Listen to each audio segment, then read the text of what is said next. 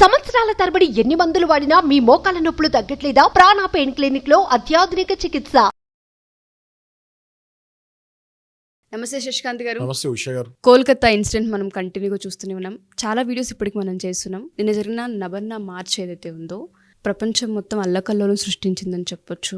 చాలా మంది జస్టిస్ కోసం ప్రయత్నిస్తూ ఉన్నారు. కోల్కతా రాష్ట్ర ప్రజలు ఎవరైతే ఉన్నారో వాళ్ళ రాస్తారోకలు, వాళ్ళ ధర్నాల వెనుక చాలా పెయిన్ ఉందని చెప్పొచ్చు.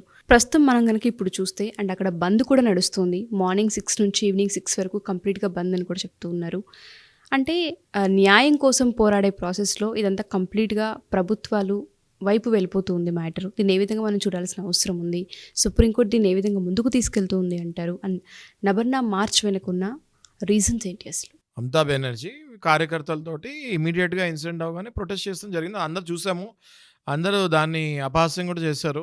ఆమె చీఫ్ మినిస్టర్, ఆమె హెల్త్ మినిస్టర్, ఆమె హోమ్ మినిస్టర్ ఇంతమందితోటి ప్రొటెస్ట్ చేసిందేమో అని అందరూ అది హాస్యపరంగా కూడా చూస్తాం జరిగింది. కానీ ఇప్పుడు చూస్తే ఎవరైతే ఇప్పుడు పీస్ఫుల్గా ప్రొటెస్ట్ చేశారో citizens of the country, citizens of that particular state also, వాళ్ళ మీద అన్లీష్ అంటే వాళ్ళ మీద పోలీసులు అరాచకానికి దిగినట్టే మనం చెప్పుకోవచ్చు.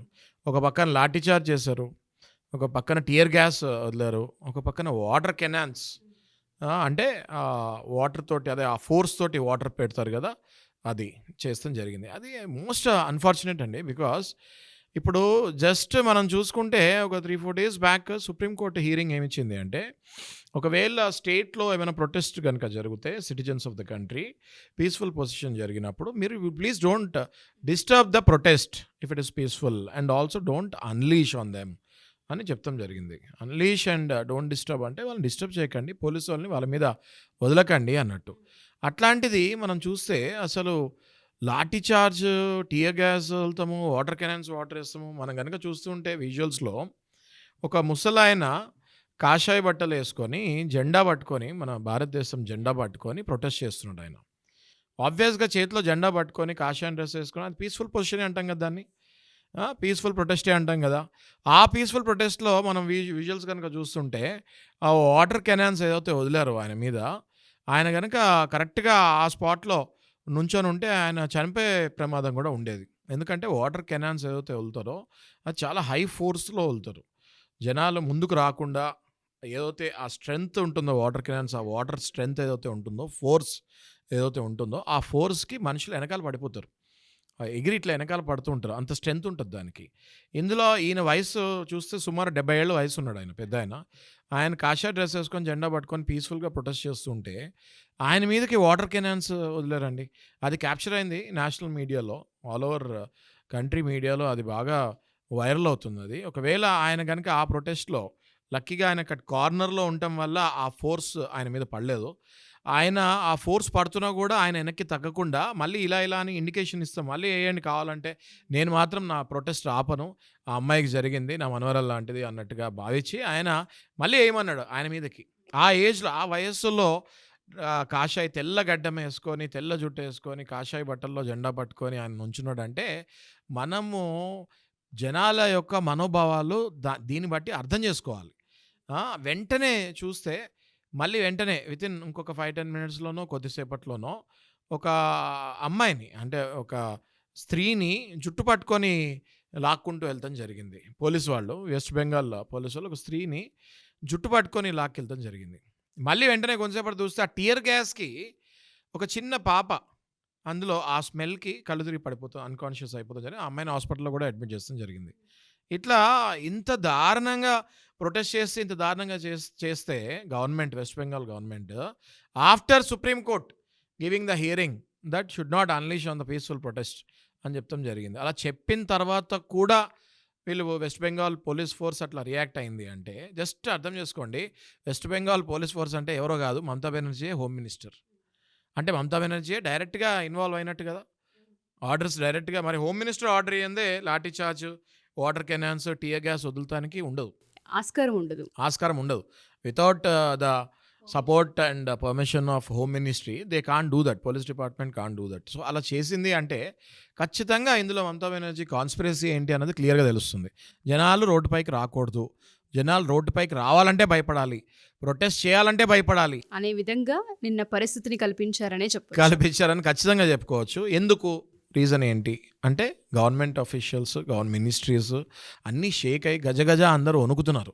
ఎప్పుడైతే ఈ సందీప్ ఘోష్ని బయటకి, ప్రిన్సిపల్ ఆఫ్ ఆర్జికర్ కాలేజ్ని ఎప్పుడైతే ఆయన ఎక్స్పోజ్ చేస్తాం జరిగిందో, పాలిగ్రఫీ టెస్ట్ ఎప్పుడైతే అందరికీ చేస్తాం జరిగిందో, ఏం నిజాలు బయటకు వచ్చినాయో ఏమో మనకు తెలియదు. కానీ మరి ప్రొటెస్ట్ని home minister, chief minister, health minister 3 ఆమె ఉండి ప్రొటెస్ట్ని హోమ్ మినిస్ట్రీలో ఉండి ఇంత దారుణంగా ప్రొటెస్ట్ని, ఆ ముసలాయన కానీ చిన్న పిల్లలు కానీ కళ్ళు తిరిగి పడిపోతాము, వెనక్కి తిరిగి పడిపోతాము, ఇట్లాంటి ఇంత దారుణమైన లాఠీ చార్జ్ చేస్తాము పోలీస్ వాళ్ళు.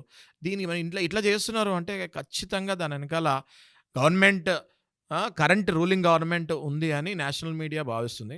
అంతేకాదు ఆమెకి చీఫ్ మినిస్టర్ పదవి కూడా ఊడిపోతుందేమో, ఊడాలి లేదా ఖచ్చితంగా ఊడిపోద్ది అని కొన్ని నేషనల్ మీడియా ఛానల్స్ కూడా చెప్తాం జరిగింది. సో నాకు కూడా పర్సనల్గా అనిపించేది ఏంటంటే ఇంకా ఎక్కువ కాలం ఆమె చీఫ్ మినిస్టర్ ఉండదేమో అనిపిస్తుంది. బికాజ్ ఇంత ఘోరంగా ఎప్పుడు ఏ స్టేట్లో కూడా ఇట్లాంటి ఇన్సిడెంట్లో చీఫ్ మినిస్టర్ రోడ్డు మీదకి వచ్చి ప్రొటెస్ట్ చేయొచ్చు, జనాలు వచ్చి ప్రొటెస్ట్ చేయకూడదు. జస్ట్ ఆలోచించండి ఉషా గారు, మీరు ఇక్కడ చీఫ్ మినిస్టర్ ఏమో విత్ సెక్యూరిటీ ప్రొటెస్ట్ చేసింది, విత్ కార్యకర్తలు అని అందరిది. అండ్ సామాన్య ప్రజలు నేషనల్ ఫ్లాగ్ పట్టుకొని, జెండాలు పట్టుకొని ప్రొటెస్ట్ చేస్తానికి వస్తే ఈ చీఫ్ మినిస్టర్ ఒప్పుకోలేదు. క్లియర్గా అర్థమవుతుంది కదా అందరికీ ఇందులో ఎవరు చెయ్యి ఏంటి అన్నది. సో నాకు తెలిసి 100% ఈ చీఫ్ మినిస్టర్ పదవి ఎక్కువ కాలం ఉంటుందని నేను అనుకోవట్లేదు పర్సనల్గా. అది నా ఉద్దేశం. అది ఇవాళ ఇంకొక కొత్త న్యూస్ కూడా బయటికి రావడం జరిగింది. అనూప్ దత్ ఆ పర్సన్ ఎవరు, ఆయనకెందుకు పాలిగ్రఫీ జరుగుతుంది, అసలు దీని వెనుక రీజన్స్ ఏంటి?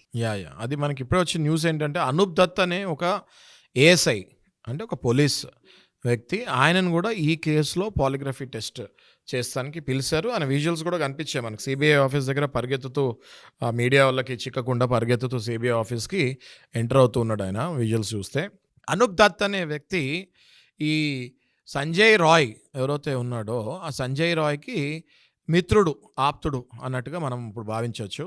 ఎందుకంటే ఆయనకు కూడా పాలిగ్రఫీ టెస్ట్ చేస్తున్నారు. పాలిగ్రఫీ టెస్ట్ ఇప్పుడు ఎవరెవరు చేస్తారు మనం మాట్లాడుకుంటే, సంజయ్ రాయ్కి చేస్తారు, సందీప్ ఘోష్కి చేస్తారు. ఆ రోజు రాత్రి ఆ అమ్మాయితోటి ఎవరెవరు ఉన్నారో వాళ్ళ కొలీగ్స్, ఇంటర్న్స్, ఆ రోజు సాయంత్రం వరకు ఎవరైతే ఉన్నారో అందులో 4 ఫ్రెండ్స్కి చేశారు. ఈ 6 పాలిగ్రఫీ టెస్ట్ చేస్తాం జరిగింది. ఇప్పటికి 7వ వ్యక్తి ఎవరా అంటే అనూప్ దత్. ఈ అనూప్ దత్కి పాలిగ్రఫీ టెస్ట్ చేస్తున్నారు అంటే ఖచ్చితంగా సంజయ్ రాయ్కి, ఈ అనూప్ దత్కి ఏదైనా లింక్ ఎస్టాబ్లిష్ అయి ఉంటుంది. ఎందుకంటే ఆ రోజు ఇన్సిడెంట్ తర్వాత 4:40 AM తర్వాత సంజయ్ రాయ్ ఆల్రెడీ ఆల్కహాల్లో ఉన్నాడు. అక్కడి నుంచి స్ట్రెయిట్ ఆయన ఒక పోలీస్ ఇంటికే వెళ్ళి బ్యారక్స్, అంటే ఆ పోలీస్ బ్యారక్స్లోకి వెళ్ళి పడుకుంటాం జరిగింది. దాని తర్వాత కూడా ఆయన వేరే పోలీస్ వాళ్ళ ఇంటికి వెళ్ళి అక్కడ నిద్రపోతాం జరిగిందని మనకి ఇన్ఫర్మేషన్ వచ్చింది. సో ఖచ్చితంగా ఈ ఏఎస్ఐ ఎవరైతే అనూప్ దత్ ఉన్నాడో ఈయనకి సంజయ్ రాయ్కి ఆ ఇన్సిడెంట్ తర్వాత ఎక్కడో ఏదో లింక్ ఎస్టాబ్లిష్ అయి ఉంటుంది. అది మనకి ఇప్పుడు త్వరలో తెలుస్తుంది. వచ్చిన తర్వాత we will discuss about it. అందుకే that is the reason why Anoop దత్కి కూడా పాలిగ్రఫీ టెస్ట్ చేస్తాం జరుగుతుంది. మేబీ అనూప్ దత్ ఈ పాలిగ్రఫీ టెస్ట్లో సంజయ్ రాయ్ గురించి ప్లస్ ఆ ఇన్సిడెంట్లో ఇంకా ఎవరెవరు ఉన్నారో కొన్ని నిజాలు తెలిసే అవకాశం ఉంది కాబట్టి ఆయనకు కూడా ఈ నిజ నిర్ధారణ పరీక్ష చేస్తాం జరుగుతుంది. ఈ ఇన్సిడెంట్కి సంబంధించి ఎప్పుడైతే పరిష్కారం కోసం అందరూ యావత్ ప్రపంచం ఎదురు చూస్తూ ఉందో, మనం కూడా ఎప్పటికప్పుడు మినిట్ టు మినిట్ అని అప్డేట్స్ చేస్తూనే ఉన్నాం. మనం దాంతోపాటు జస్టిస్ కోసమే పోరాడుతూ ఉన్నాము. ఈ పాలిగ్రఫీ టెస్ట్లు కంటిన్యూస్గా జరుగుతూనే ఉన్నాయి. ఏంటి అన్నది ఇంకా క్వశ్చన్ మార్క్గానే కనిపిస్తుంది. జస్టిస్ త్వరగా జరగాలి అని. అండ్ దాంతోపాటు ఈ ఇన్వెస్టిగేషన్స్ వెనుకున్న అంతరార్థం ఏంటి అనేది కూడా తెలియాల్సిన అవసరం ఉంది. అంటే రోజుకు ట్విస్ట్లా కనిపిస్తుంది సార్ ఈ కేసుకి. సో పూర్తి విచారణ త్వరితగతిన జరగాలని కోరుకుందాం. Thank you sir, thank you so much. Suman టీవీలో మీ పర్సనల్ అండ్ బిజినెస్ ప్రమోషన్స్ కోసం కింది నెంబర్కి కాంటాక్ట్ చేయండి.